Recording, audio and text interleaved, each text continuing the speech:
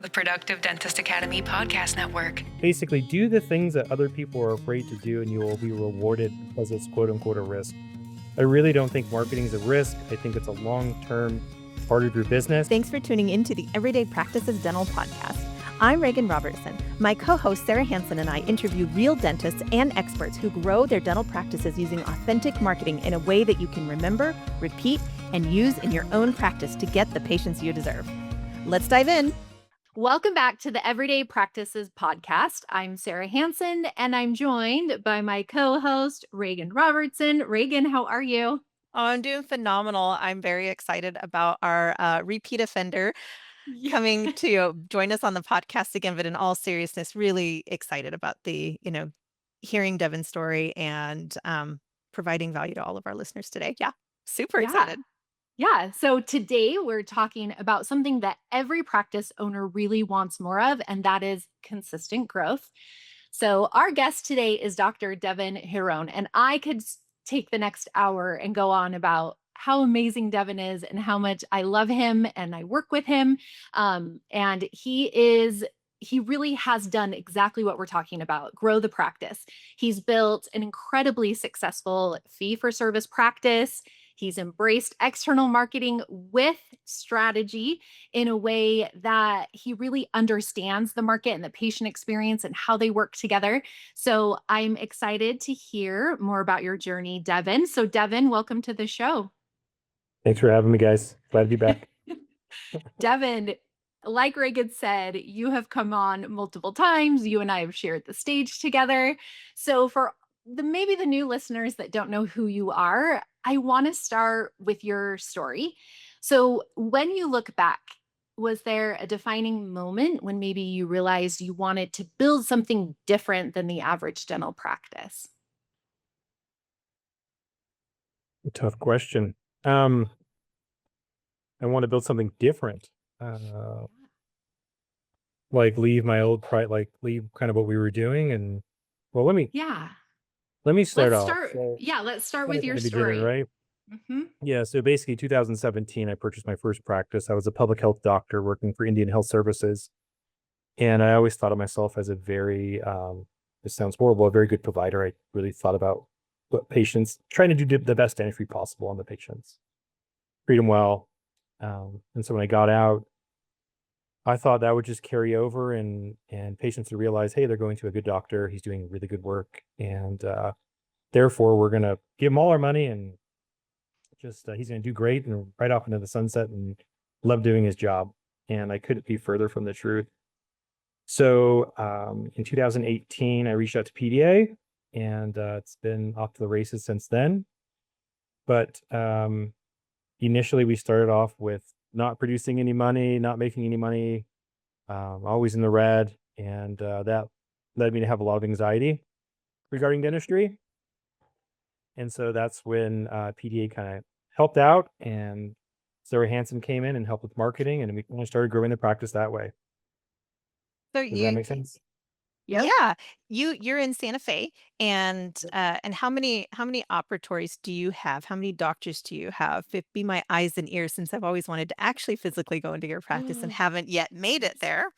Yeah. You got it. I think we have 9 operatories. All right. Okay. We have 4 providers now working there, 3 full-time. By full-time, I mean 3 days each. I currently work 2 days and 3 days. Dr. Dietrich currently works 2 days and 3 days. Dr. Passati works 3 full days. And Dr. Dietrich's wife, Davina, works 1 to 2 days. So 9 operatories, have 4 doctors kind of going in and out of there. It's pretty neat. Yeah. And we're looking to expand. So. Oh, excellent. That's on the horizon in the next year, 2 years? It took us about 3 years to get permits. Yeah. So we finally got through that stage. And so now it's just trying to decide exactly what we want and how we want to build it out. So probably in the next year or 2, we'll be able to grow it out and get more doctors in there and take more days off. Congratulations. Thank you. Yeah. Yeah, it's been a journey for sure. Are you truly full fee for service as a practice right now? Yeah, we used to take Delta Dental. Mhm. And that was we're about 44% Delta Dental when we decided to drop them. So That was a fun thing to do. I think when doctors are considering signing up for more insurances, it's usually about a year process of trying to not to educate the patients in terms of we're not in network with your provider. And that's a Yeah. very tough thing because it's easy. Mhm. I guess it's harder now to take insurance policies. They take a little bit longer to sign up for. But once you're in bed with them, it's hard. They have their claws like really embedded in you, and a lot of those contracts are takes a long time to cancel them. Really? So yeah, so it's not as simple as you think. So you're like, oh, let's sign up for another insurance policy. But when you try to drop that insurance policy, there are contracts and fine print that you need to be aware of. It's tough. Yep. So does that make Yeah. sense? Yeah, Yeah. absolutely. It does make sense. And I thank you for sharing so openly because I know there's a lot of practices right now out there that yeah, that are in that seat of I don't even, know where to begin, like those first steps. So I think for you, I've seen the success of you go from, like you said, being at that moment of this isn't working, I'm stressing out financially. I've got to take that first step. And what I love about you, Devin, is you have the distinction of saying, I understand and I'm self-reflected that I'm overthinking this and I need to just take action. And so many of us need to just take that step in the right Mhm. direction. And then once you take the first step, the second, is a little bit easier. And it feels cliche, but to see your journey and to where you're at now is so inspiring to it. And I think Sarah, to your testament, you're wanting to tell that story of the first steps taken to where he's at today, which is a, marketing strategic Yeah. master, really. Yeah. Yeah. And what I love about Devin is, him and I truly, I believe, have a partnership within marketing. I can only tell the story that's coming from Devin. And what I love about him is his team, the other doctors in his practice, the way that they show up for patients. It makes my job really easy to tell the marketing story and be able to kind of formulate good strategies to help make them successful. So, Devin, talking about your marketing, what, I mean, how do you identify successful marketing? And can you speak to, you know, how you define that to be? Because I can say it, but what does that actually mean for you to be successful in marketing? I think with marketing, it's almost like an evolution of it Mhm. in terms of initially as you're starting off your practice, you just want to get butts in the chair and you're Mhm. trying to get money in your bank account. And so it almost seems like you're trying to serve the masses, right? Mhm. As you grow and your bank account grows and your practice grows, you only have two hands. And so you have to think, how do I attract the patients that I want? Right. Yeah. And attracting the patients that you want could be a really busy insurance practice driven practice, which some dentists really like being really busy and they don't feel like they're doing a good job unless they're really busy. Yeah. And so downtime, they freak out. And then, so therefore, they take every insurance policy. That wasn't my vision. My vision was, hey, how can we do the least amount of work, get the most amount of profit, have a balance between my home life and work, have my staff like me at the end of the day. So that's kind of where you start thinking, what type of patients do I want to attract? Um, and that's where you come in, Sarah, and your team, Mhm. and asking and discovering or co-discovering. What is it? What do you? What's a successful day look like for you? Because if you can't define that, then you're just kind of not really giving the marketing company guidance. Successful marketing is also measuring if you're putting a certain dollar amount in, what are you getting out? Yeah. And so this team does an excellent job of showing the ROI with quarterly reports so that you can manage the marketing monies well and really put the money in the proper funnels. Yeah. So, does that make Yeah. sense? Yeah, Devin, I love how you speak so much to kind of the process and the flow and where you started and where you are now because we've been working together for a very long time and your marketing has evolved and shifted and changed as your practice has. One of the things I want to speak to that I love about you is doctors sometimes are really afraid to invest in marketing oftentimes they've been burned themselves, by maybe different things, or a campaign didn't work as well. And what I love about you is you're so strategic when it comes to, guidance of that and pulling in, hey, how do we make this successful? So during COVID, when we were all shut down, a lot of doctors actually shut off their marketing. They, stopped paying for their websites. They put them on pause for a little while. And what I love about you is you're one of the few doctors that didn't do that. You called me up and you said, Sarah, what do I do? New Mexico is one of the last states to open. And so what we did is we pivoted everything to emergency, right? We rewrote the mailers. We did different campaigns because at that time, patients were still needing dental care. But unfortunately, a lot of dentists were unable to work. And so we worked around the guidelines that we could. And what that did is that paid off well for you. So I want you to speak to that a little bit for other doctors that are maybe nervous about really investing strategically in their practices for growth when, at a time when it was scary, but you kind of took that leap of faith and it paid off big, right? Because now you have patients that have been coming to you since that time and they've been loyal patients because you were the only one who was open and around and you were that voice in the market. Can you speak to that a little bit? I think it's just human nature. I mean, the fear of the unknown is greater than the fear of the known. And so most dentists, most human beings live their life that way. And it's sad because you have to take risk. You're a business owner. That's why you kind of got into it. You believe in the American dream. You believe that you could make it. And so many of our colleagues are suffering in silence, and they're more afraid of losing money, and they can't realize that they're losing so much more by not marketing and not working within their business. And I'm in a business group where we have plumbers and every single facet, business owner. There's about 15 of us, and we all have the same programming, it almost seems like. And it's a fear of consulting. It's a fear of spending too much money on marketing. And when you look at human nature, that's to your benefit, because I know 8 out of 10 dentists are going to be afraid of doing something. And I use that to my advantage. And I think that's scary for other dentists. I know there's always patients to go around. But if I was a dentist in my town, I'd be like, goodness gracious, like I've got to compete against not like this asshole. Like that's what I'd be thinking. Like this is going to be very difficult because he's going to push the limits. We have patients say like, when are you going to put your face on the side of a bus? And I love it. I'm When like, are you going to put "Really?" your face on the side of a I was gonna bus? say, I don't said- tempt I me said, with a I good love it. Like, time. yeah, let's do it. But and I think a lot. I was talking to orthodontist. I was like, hey, why don't you market, man? You're a great clinician, and it'd be great for patients to know about you. And he was concerned about what other people thought of him. And I was more like, who cares? And I know that's really hard for human beings to accept because we all care to a certain degree what other people think of us. But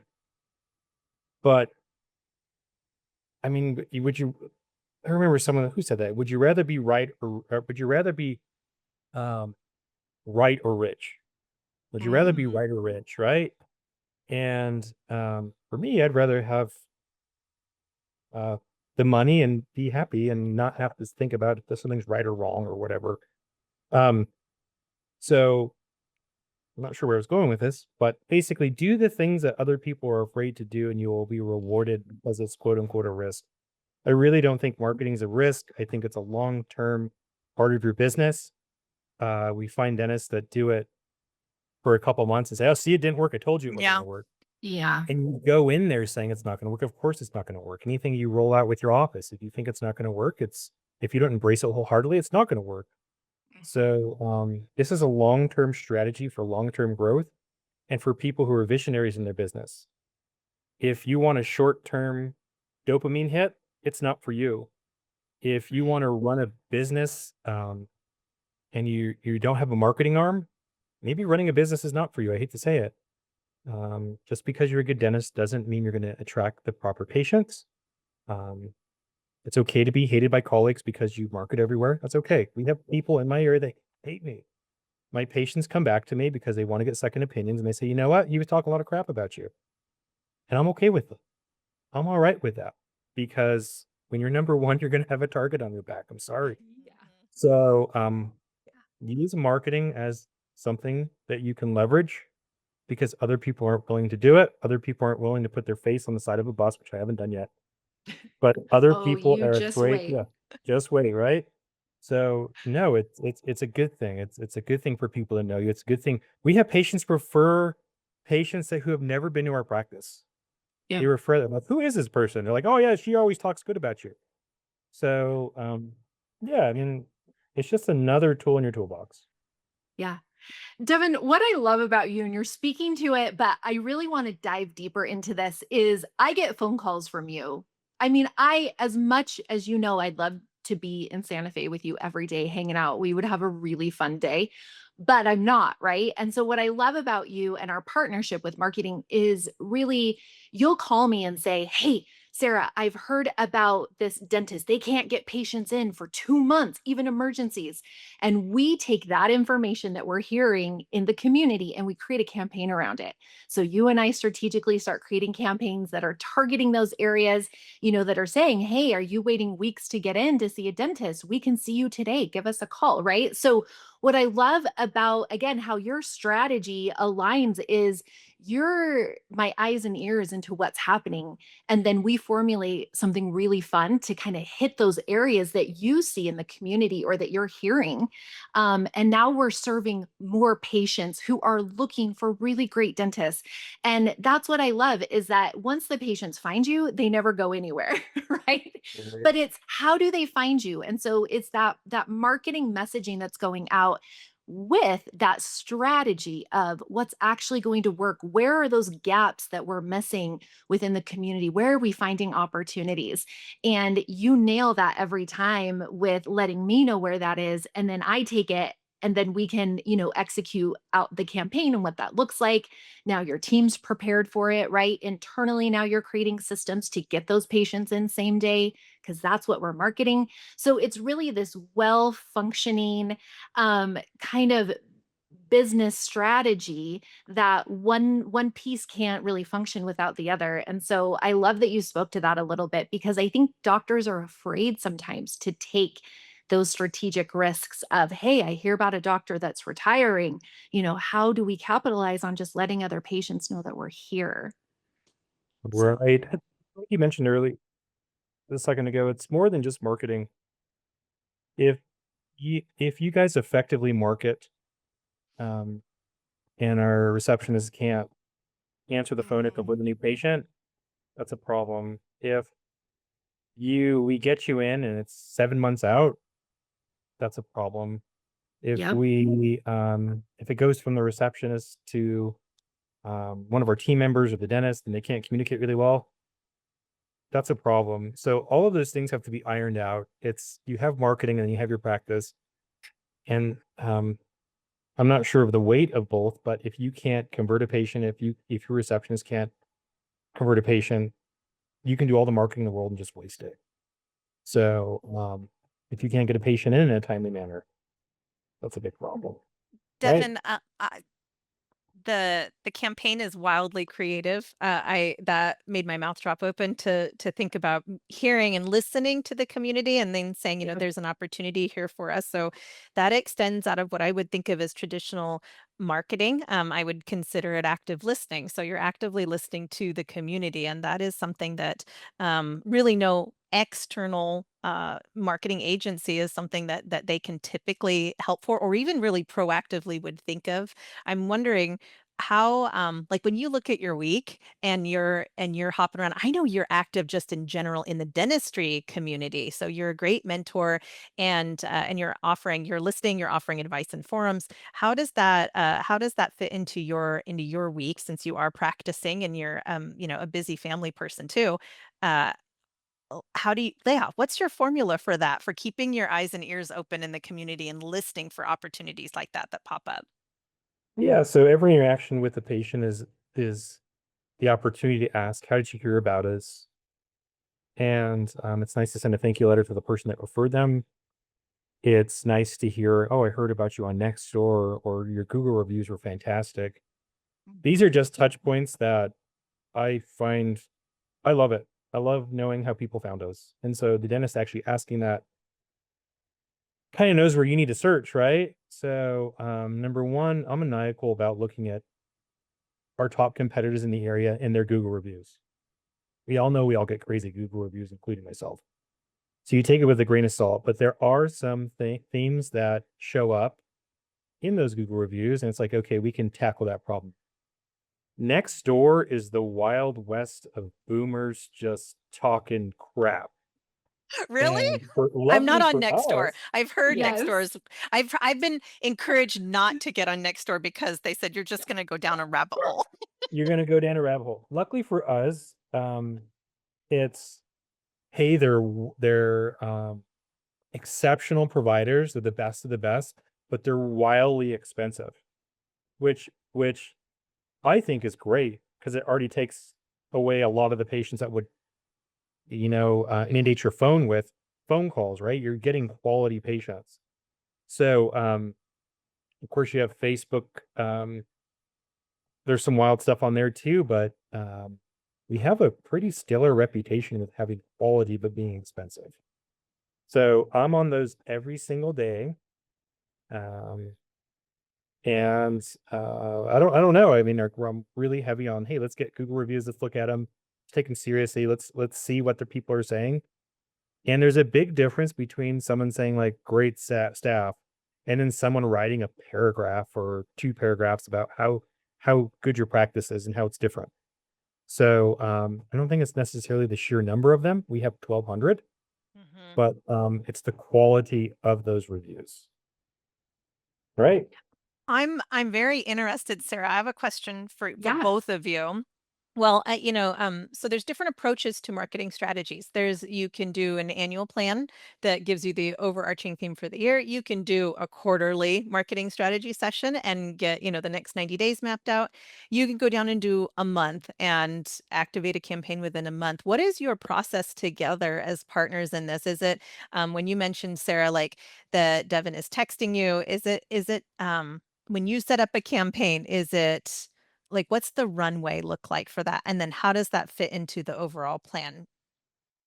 Yeah. So what I love about Devin, when again, his marketing has evolved over time. So right now, Devin is what we call really in a sweet spot of he's investing heavily into marketing. However, his returns on investment are unbelievable. I mean, 29 to 1, things like that. So he's in this sweet spot of we've really fine-tuned enough that he's getting the goals that he wants. But what's fun about Devin is oftentimes, we'll meet and he's like, "Hey, what about if we invest, a little bit more into this?" Because again, he will see an opportunity in the community. And so strategically, we'll create maybe a 6-month campaign to target this specific area or something like that, and so it gets really fun because as the core of his marketing is shifting and still producing what he wants, we're also able to kind of play around with new ideas or new campaigns.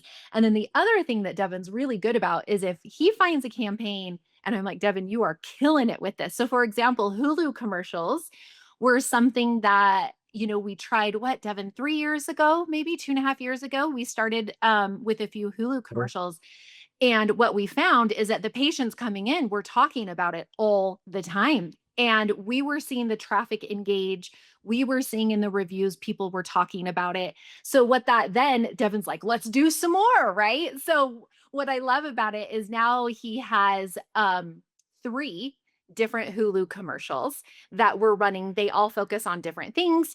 He's got next door neighbor ads. He has actually 2 different mailers that are going out because, again, one is very focused. We have his family. We've got, a lot of the core services, kind of Devin's story. But then the other mailer is all about emergency care because, again, going back to what Devin saw in the community is patients are waiting months to be seen.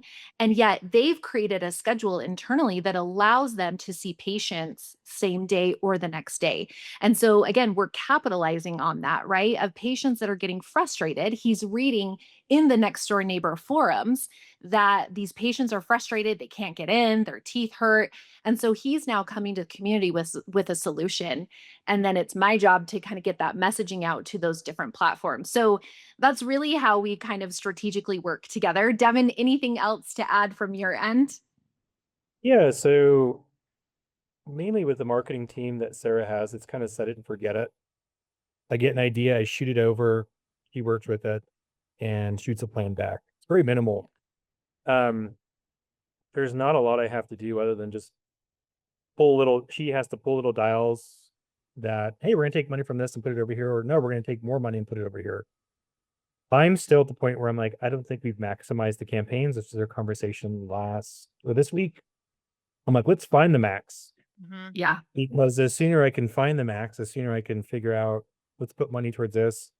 Because our growth, the more we grow, the quicker I can add providers, the quicker I can have providers, the more I can taper back, the more I have time with my family, the more if I'm not going to do this, but if they're like every other dentist in the world now, they're like, I'm going to sell my business for $48 billion. And at one point I was like, I'm going to do that. And then I was like, no, I want a legacy practice. I want something that outlives me. I want something that I don't have to work at and it'll still make money. That's where I was like, that's what I want to do. And that's where Dr. Dietrich and myself are kind of saying, like, that's what we want. And so, but if you're thinking about selling to private equity, I remember when we did a evaluation, Yeah. you had in our practice, 90% of the production was done by 2 providers. That severely decreases the evaluation money because you're the biggest linchpin in your practice. If you go down, if you quit, it's over. Party's over. Private equity is Yeah. not going to invest in you. So the sooner you can get unchained from the chair, market appropriately, have the business that doesn't need you to run, that's a true business, right? Be independent of Mhm. you. The sooner you can go with private equity, and you don't care if it's 5 to 7 years because you're not even working, right? You'll still manage, but you're not working. So marketing works. I mean, it just depends on what you want, what your vision is. You need it. It's something that you have to have. If you don't have it, like why stop there? Just get rid of the internet, get rid of your phone, you need it. Thanks for listening to today's episode with Dr. Devin Giron. We only scratched the surface. Join Reagan and me next week for part 2 as we continue the conversation on growth, risk, and the mindset behind building a thriving practice.